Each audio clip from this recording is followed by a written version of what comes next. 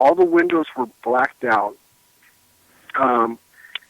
except for what the bus driver, the front window, but and we were actually blindfolded and taken to an underground complex in South Korea, and it went inside of a mountain, way deep inside. And I have no idea where Operation Tango actually was located at. But I was just totally fascinated because you saw these huge rocks carved out into this mountain. And we're deep inside, and it was a listening post for North Korea and for China, Red China at the time. So, yeah, you're talking about underground bases. I've been in one, and that was in South Korea. So I believe there's probably all kinds of underground bases. There's talk of, from Area 51, you can go to Dulce, New Mexico, you can go to Utah, Colorado, all kinds of places. So it's, I totally believe that. Air Force Base, yeah. That's what the scary part is. I had a trucker on my show, maybe a year ago, that, I interviewed him, and one of his things he got stuck with, he had this load that he could not open up or see. And he had to take it to this military base, which was underground. And he said it was a huge complex, and then he had to go into it. And he said it was just huge. And then he backed in, and all these guards and military guards came out with their weapons pointed at him. And he was instructed to put his hands on the steering wheel and look forward. If he would turn his head, they said they would shoot him. Oh, my goodness. And so he was like that, he said, for like an hour and a half or so while they were unloading, the trailer. And then he left, and he said, you know what? He quit his job right then and there. He said that terrified him. I remember that. That was one heck of a... I remember that. That was a good one. That's almost like the trucker that was going through, I think, West Texas and seeing the cow lifted up. Oh, yeah. That's another thing, Paul. I had a trucker on, too, and I was because I get truckers to listen to my show quite a bit.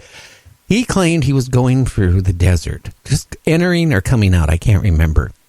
And he just looked out of his, side window of his cab, and he saw a bright light. He saw a cow going up to the light.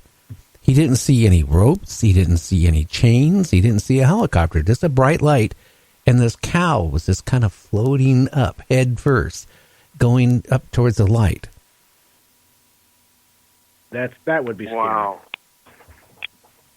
That would be a sight to see. It would be. Maybe the cow was going to be, do what they did, and then they drop it down, and that's a mutilation. I don't know. But I hear a lot of strange things from truckers, because they're out late at night, and, they're, doing their job, and they see things. They see UFOs. They see creepy, weird things, and it's interesting, when they come on and tell their stories. Oh, absolutely. Absolutely. Remember I told you about the photographs, and on the back of the photograph said intelligent movement? Uh-huh.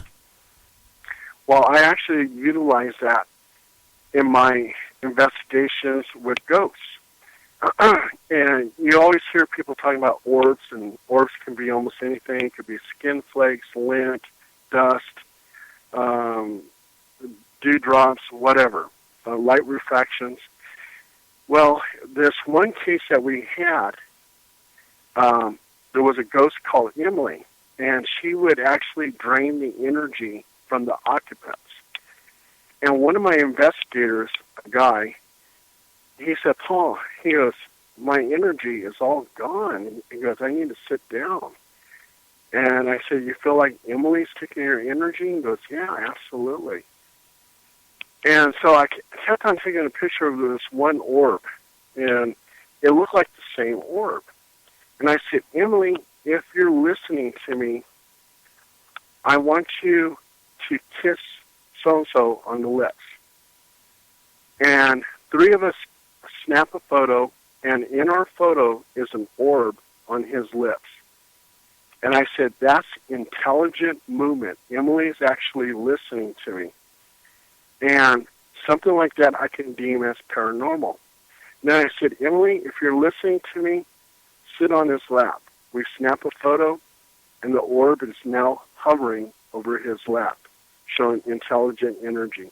So that's something we utilize in our paranormal investigations now. Oh, wow. Now, have you ever been scared and where you really were shook up investigating anything? Right in the beginning when I became a paranormal investigator, I actually received a phone call from this woman in her 60s. And she says, we have this black mass that appears in the hallway as a demon has been attacking us. And I happened to be in her area. And I said, well, I could stop by and take a look, blah, blah, blah, because I had just gotten done with one investigation. I said, well, now I'm curious, and let me go check this out. So I got to the door, and it was her. She was in her 60s, and her goddaughter, who was in her 30s. Very nice ladies. They took care of parrots, so there was a lot of parrots in the house. I walked into their house, and they showed me some bite marks on them. The bite marks were on their neck, in their chest area, around their legs.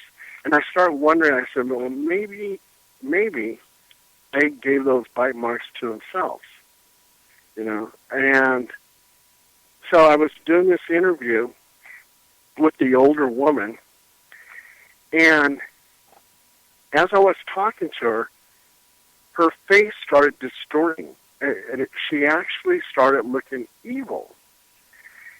And I kept on interviewing her, and she says, well, she goes, Paul, she goes, you know, we had this black mass appears in the hallway at Texas. As you can see, I had these bite marks on me.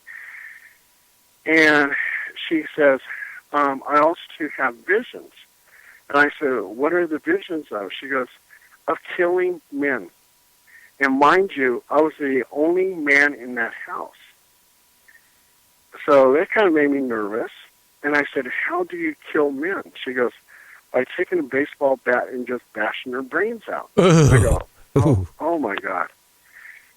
So, 10 minutes into the interview with her, I looked across the room, and the goddaughter has a baseball bat in her hand, and she's trolling around in circles with this maniacal-type smile on her face, and then laughing hysterically.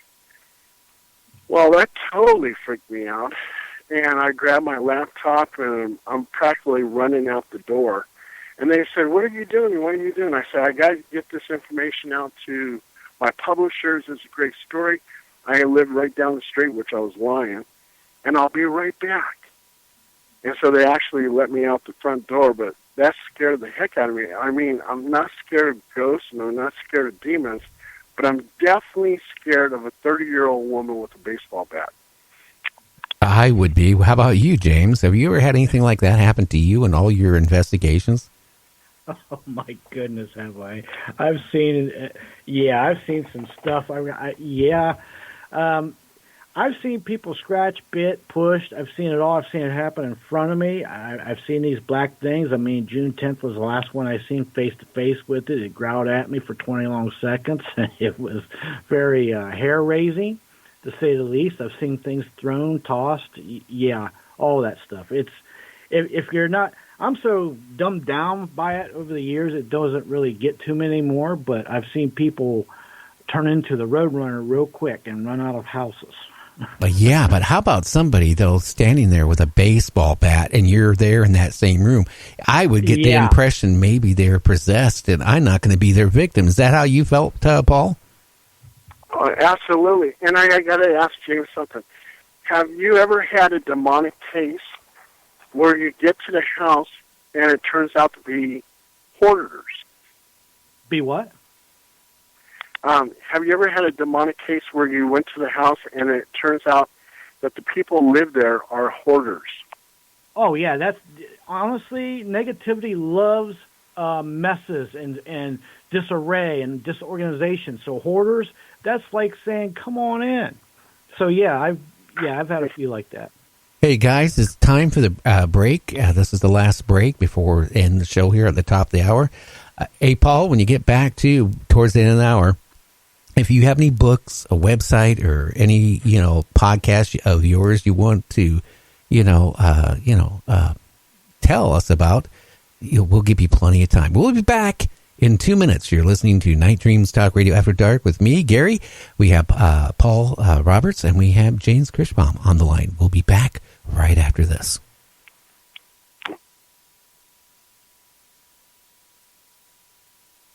Roof of Broadcasting Building.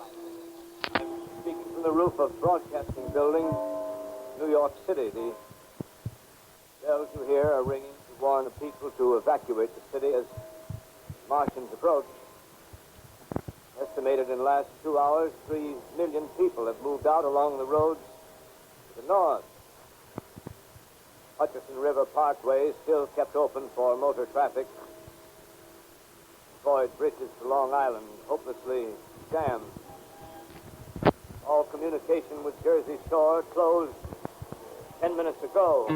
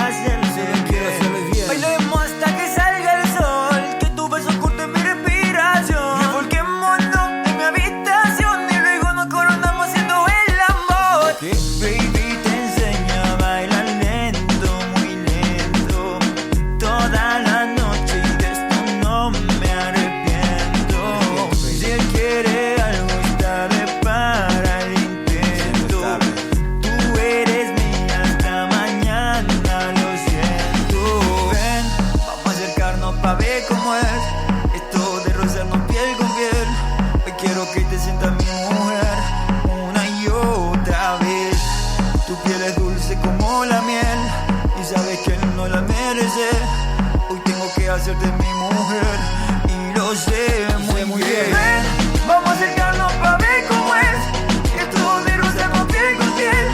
Hoy quiero que te sientas mi mujer una y otra vez. Tu piel es dulce como la miel. You can advertise your business on Night Dreams Talk Radio, and you will be heard worldwide.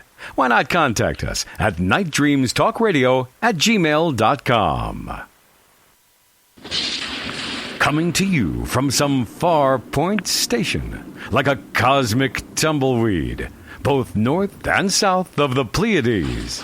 Here's your host, Gary Anderson. Boy, that thunder just never ends day after day down at the compound. Well, we're talking with Paul Roberts. We got James Kirschbaum out there and me, Gary, on Night Dreams Talk Radio. Paul, let's keep going. We got about 29 minutes left. I'll tell you one of my best ghost investigations. When I became a paranormal investigator, sure, we were getting EVPs, electronic voice phenomena, and everything else. Okay.